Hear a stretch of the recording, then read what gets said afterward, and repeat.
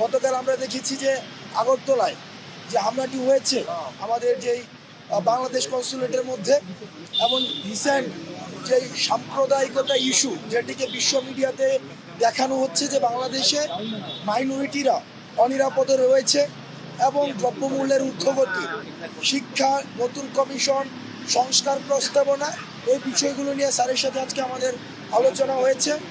আমরা যে ফিল্ডের যে বর্তমান অবস্থা, সেই অবস্থাটি স্যারকে জানানোর চেষ্টা করেছি। আমরা আমাদের জায়গা থেকে স্যারকে বলেছি যে বিশেষ করে প্রথমত ভারত সরকারের সাথে ফ্যাসিস্ট সরকারের যে ধরনের গোপন চুক্তিগুলো হয়েছে সেটি যেন প্রকাশ করা হয়। ফেলানি হত্যা সহ সীমান্ত যতগুলো হত্যা হয়েছে সেগুলোর জন্য বিচার নিশ্চিত করা হয়, এবং পানির যে ন্যায্য হিস্সা সেই হিস্সাটি যেন বাস্তবায়ন করা হয়, এবং আমাদের যেই বাণিজ্যিক যে সম্পর্কটি রয়েছে ভারতের সাথে সেই সম্পর্কটি যেন ন্যায্যতার ভিত্তিতে হয় এবং সেটির মধ্যে যেন ডিগনিটি থাকে। আমরা সেই বিষয়গুলো নিয়ে কথা বলেছি।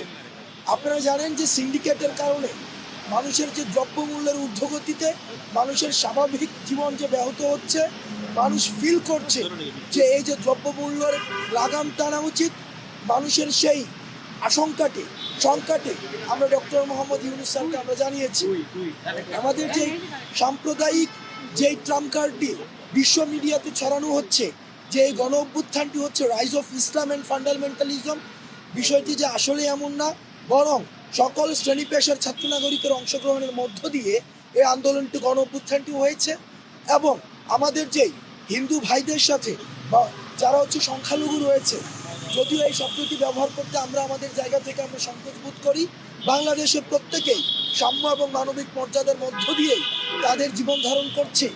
আমাদের যে সম্প্রীতিটি রয়েছে এই সম্প্রীতিটি কিভাবে বিশ্ব দরবারে আরও বেশি করে প্রচার করা যায় এবং অ্যান্টি প্রপাগান্ডার সেল নিশ্চিত করা যায়, সেই বিষয়গুলি নিয়ে স্যারের সাথে আমাদের কথা হয়েছে আজকে। দেখেন আমাদের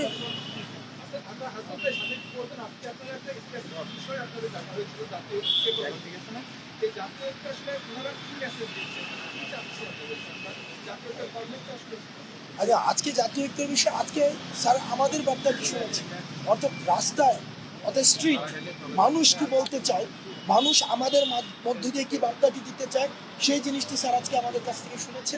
আর যেটি বললেন ভারতের যে বিষয়টি, দেখেন ভারত সবসময় আওয়ামী লীগের চোখ দিয়ে বাংলাদেশকে দেখেছে। ভারতের সাথে যে সম্পর্কটি সেটি জনগণের সাথে জনগণের সম্পর্ক হয়নি, সেটি রাষ্ট্রের সাথে রাষ্ট্রের সম্পর্ক হয়নি, বরং ভারতের সাথে আওয়ামী লীগের সম্পর্ক হয়েছে। আমরা স্যারের কাছে আমরা জানিয়েছি যে ভারতের সাথে বাংলাদেশের ফ্যাসিস্ট সরকারের যেই অসম চুক্তিগুলো হয়েছে, গোপন চুক্তিগুলো হয়েছে, সেটি যেন প্রকাশ করা হয় এবং পানির যে ন্যায্য হিস্সা রয়েছে সেই হিস্সাটি যেন বাস্তবায়ন করা হয়। ফেলানি সহ যেই আমাদের সীমান্তের যেই হত্যাগুলো করেছে সেই হত্যাগুলোর জন্য বিচার নিশ্চিত করা হয় এবং বাণিজ্য যেটি রয়েছে বাংলাদেশের সাথে সেটি যেন ন্যায্যতার সাথে হয়, সেইটির ব্যবস্থা যেন করা হয়। এবং আমরা বারবার বলেছি ভারতের জনগণের সাথে আমাদের বাংলাদেশের জনগণের কোনো ধরনের বিমাতা সুলভ সম্পর্ক নেই, অ্যান্টাগনিস্টিক কোনো সম্পর্ক নেই, বরং ভারতের যে সরকার একদম বছরের পর বছর 1.5 যুগের বেশি সময় ধরে বাংলাদেশকে নিয়ন্ত্রণ করার জন্য আওয়ামী লীগকে অস্ত্র হিসেবে ব্যবহার করেছে।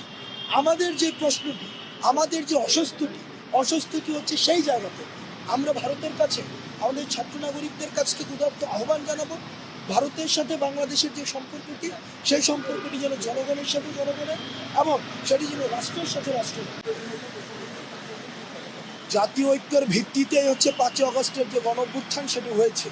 জাতীয় ঐক্যের প্রয়োজনীয়তা, বৈষম্য বিরোধী ছাত্র আন্দোলন এই গণ অভ্যুত্থানের যে ভ্যানগার্ড হিসেবে কাজ করছে আমরা সব সময় ফিল করি। সর্বশেষ আমরা একটি বার্তা স্পষ্টভাবে দিতে চাই যে আওয়ামী লীগ সরকার এই সংখ্যালঘু ট্রাম্প কার্ডটির মধ্য দিয়ে একটি ন্যারেটিভ বাস্তবায়ন করেছে যে আওয়ামী লীগ যতদিন রয়েছে ততদিন হিন্দু ধর্মের স্বার্থ রক্ষা হবে। আমরা এই বিষয়টিকে আপনাদের মিডিয়ার মধ্য দিয়ে ভারতকে বলতে চাই, আওয়ামী লীগ সরকার যেভাবে সংখ্যালঘুদেরকে নির্যাতন করেছে, নিপীড়ন করেছে, তাদের সম্পদ লুণ্ঠন করেছে, সেটির উদাহরণ আর ইতিহাসে দ্বিতীয়টি নেই। আপনারা যদি মনে করে থাকেন যে আওয়ামী লীগই শুধুমাত্র সংখ্যালঘুদের অধিকার রক্ষা করবে, সেটি সম্পূর্ণ আপনাদের ভুল ধারণা।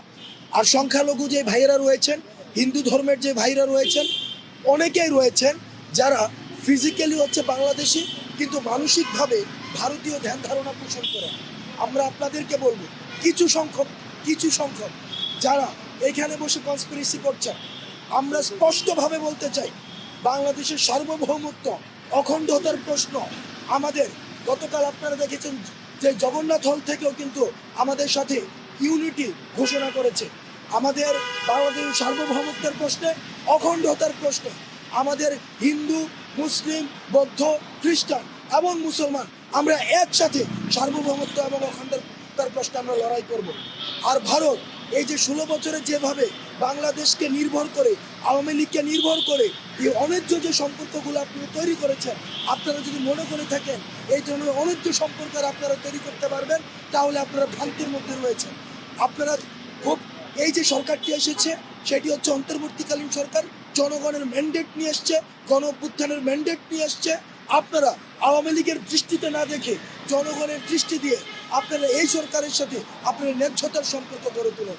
আর যদি আমাদের সম্পর্কটি যদি কোনোভাবে ডিটোরিয়েট হয়, তাহলে কিন্তু অখণ্ডতার প্রশ্নে, সার্বভৌমত্বের প্রশ্নে আমরা এক হাত পরিমাণ, এক চুল পরিমাণ আমরা ছাড়ব।